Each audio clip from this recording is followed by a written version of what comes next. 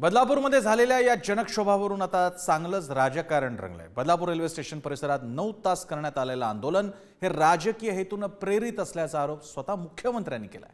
मुख्यमंत्र्यांचे वक्तव्य अशोभनीय असल्याच्या प्रतिक्रिया मविया नेते देत आहेत। राज्याच्या राजकारणातही याचे मोठे पडसाद उमटले असून 24 ऑगस्टला या प्रकरणावरून महाराष्ट्र बंदची हाक मवियाने दिली आहे।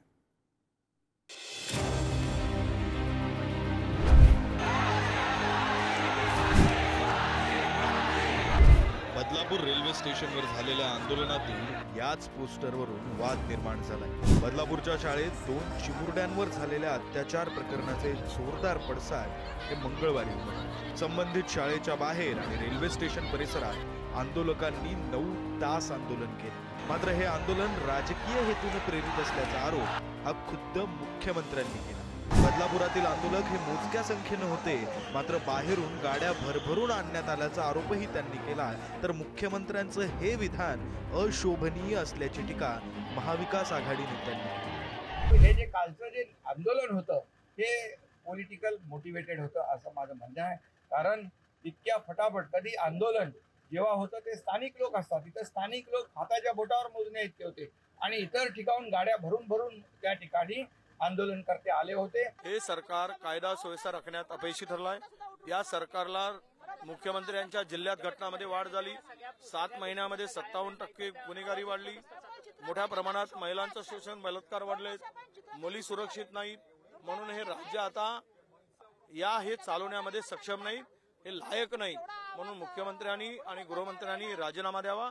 काल जो काही बदलापूरमध्ये उद्रेक झाला, आज सन्माननीय मुख्यमंत्री महोदयांचं एक स्टेटमेंट आलं आणि त्यात मुख्यमंत्री महोदय असं म्हणतात की कालचं जे आंदोलन होतं किंवा काल ज्या पद्धतीने लोक रस्त्यावर आले ते पॉलिटिकल मोटिवेटेड होतं। राज्याच्या मुख्यमंत्र्यांकडून खरं तर ते राज्याचे पालक म्हणून त्यांनी काम करायला हवं, परंतु मुख्यमंत्री पदावर असणाऱ्या व्यक्तीकडून इतकं असंवेदनशील वक्तव्य येणं हे प्रचंड दुर्दैवी आहे। या आंदोलनाला राजकीय म्हणणाऱ्या गिरीश महाजनांवर संजय राउतांनी तोफ डागली। एक छोटे 3-4 साल के बच्चे के साथ कोई ऐसे एक व्यवहार करता है, अत्याचार करता है, और उसके बावजूद हम अपने पोस्टर बैनर लेके अपने कार्यकर्ताओं को 4 लोगों को यहाँ खड़ा कर देते हैं। मैं आपको बता दूंगा ये पोस्टर लेके कौन लोग खड़े और किसके करके। ये आपके कैमरे में, ये 10 घंटे से कैमरे में यही लोग, ये 10-12 लोग वही पोस्टर बैनर लेके वहीं पे खड़े हैं। तो ये कौन है, किसके संबंधित है? बिल्कुल राजनीति इसमें की जा रही है, इसमें राजनीति की जा रही है, मुझे ऐसे लगता है, और ये शर्म की बात है। मैं ये भी कहूँगा गिरीश महाजन असे म्हणू शकतात ज्यांच्यावरती लैंगिक अत्याचार झाला त्या चिमुरड्या मुलीसुद्धा विरोधकांनी मॅनेज केल्या असतील। गिरीश महाजन यांचं डोकं फिरलेलं आहे। निदान अशा प्रकारात तरी अशा माणसांनी राजकारण करू नये। जे मोदी बलात्कारांच्या प्रचाराला जातात ते गिरीश महाजन त्यांचेच हस्तक आहेत। बदलापुरातील आंदोलनाच्या निमित्तानं महायुती सरकारच्या लाडकी बहीण योजनेवर टीकास्त्र सोडण्यात येत आहे। तर लाडकी बहीण योजनेवर आक्षेप का असा सवाल मुख्यमंत्र्यांनी केला। त्या बदलापूरच्या महिला काय म्हणत होत्या की या सरकारचे 1500 रुपये आम्हाला नको, आम्ही सरकारला 2000 रुपये देतो, पण आमच्या लेकी सुरक्षित ठेवा।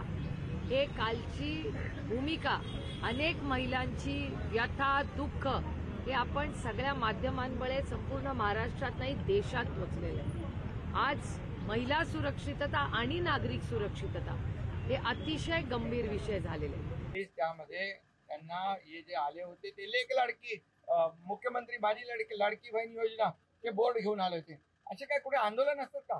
ताबडतोब बोर्ड छापून आणतात, म्हणजे मुख्यमंत्री माझी लाडकी बहिणीचे पैसे नको, मुलगी सुरक्षित पाहिजे, मुलगी बहीण लाडकी बहीण नको, सुरक्षित बहीण पाहिजे। सुरक्षित बहीण अभियान किंवा या राज्यातल्या बहिणींना सुरक्षा देण्याचं काम ही जबाबदारी आमची आहे, सरकारची आहे। आणि यामध्ये जे काही करता येईल आणखी कठोर ते सरकार करेल। कुणालाही सोडणार नाही, कुणालाही पाठीशी घालणार नाही। कोणीही आलं याच्यामध्ये तरी सुद्धा यामध्ये जे दोषी आहे त्यांच्यावर कठोर कारवाई केली जाईल. बदलापुरातलं आंदोलन शमलं असलं तर या प्रकरणाचे पडसाद बुधवारी राज्यभरात पाहायला मिळाले. राज्यभरात ठाकरेंची शिवसेना आणि महाविकास आघाडीच्या वतीनं बदलापुरातील घटनेचा निषेध नोंदवण्यात आला. मंत्रालयाबाहेर काँग्रेस कार्यकर्त्यांनी केलेल्या आंदोलनात पोलीस आणि कार्यकर्त्यांमध्ये झटापटही पाहायला मिळाली. महाविकास आघाडीच्या बैठकीत जागा वाटपावर चर्चा न होता महिला सुरक्षेच्या मुद्द्यावर चर्चा झाली आणि 24 ऑगस्टला महाराष्ट्र बंदची हाक देण्यात आली. फुले आंबेडकरांच्या महाराष्ट्राला अपमानित आणि काळीमा लावण्याचा जो प्रयत्न केला जातो आहे त्याचा आम्ही निषेध करतो आहे. या गंभीर बाबीबद्दल आज आम्ही चर्चा केली. येत्या 24 तारखेला महाराष्ट्र बंदची हाक आम्ही दिलेली आहे. त्याच्यामध्ये महाविकास आघाडीचे सगळे मित्रपक्ष आम्ही सगळेजण त्याच्यामध्ये सहभागी होणार आहोत. महाराष्ट्रातल्या कायदा सुव्यवस्थेवर आम्ही बोलतो. असं निष्कर्ष निघाला की हा आवाज आपल्याला महिलांचा, शोषितांचा, लहान मुलींचा अशा लोकांपर्यंत न्यायचा असेल दिल्लीला तर महाराष्ट्र बंद करावा.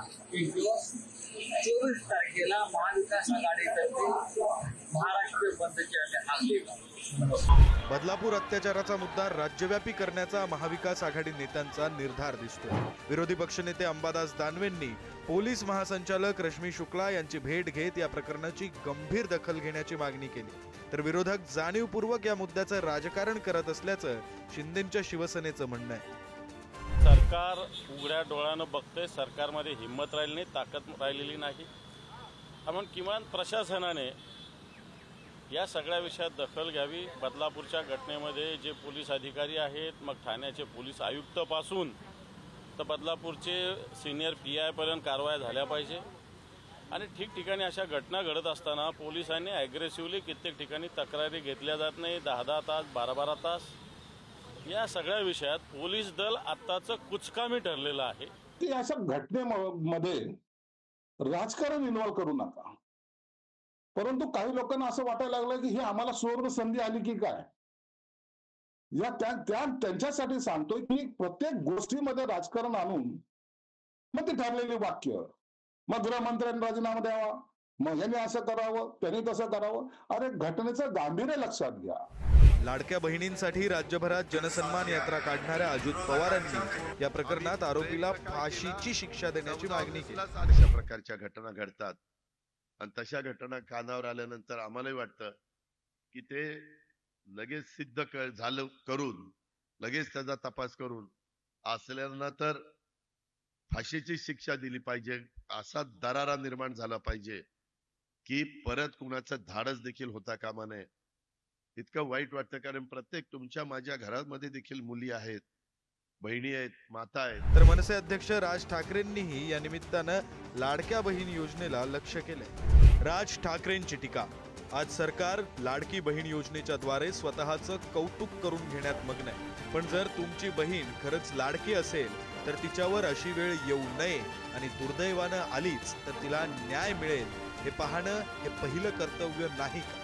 जनतेच्या पैशातून बहिणींना पैसे देऊन स्वतःचं ब्रँडिंग करण्यापेक्षा ती सुरक्षित आहे ही भावना जरी निर्माण केली तरी खूप आहे. विधानसभा निवडणुकीच्या तोंडावर लाडकी बहीण योजनेचा प्रचार करून महायुतीकडून राज्यभरात महिलांचे मेळावे घेण्यात येतात. या लाडक्या बहीण योजनेला प्रत्युत्तर देण्यासाठी आता महिलांवरील अत्याचार आणि महिला सुरक्षिततेचा मुद्दा हा महाविकास आघाडीकडून उचलून धरण्यात येत असल्याचं दिसतंय. येत्या काळात या मुद्द्यावर राजकारण हे आणखी तापण्याचीही शक्यता आहे. ब्युरो रिपोर्ट, पुढारी न्यूज.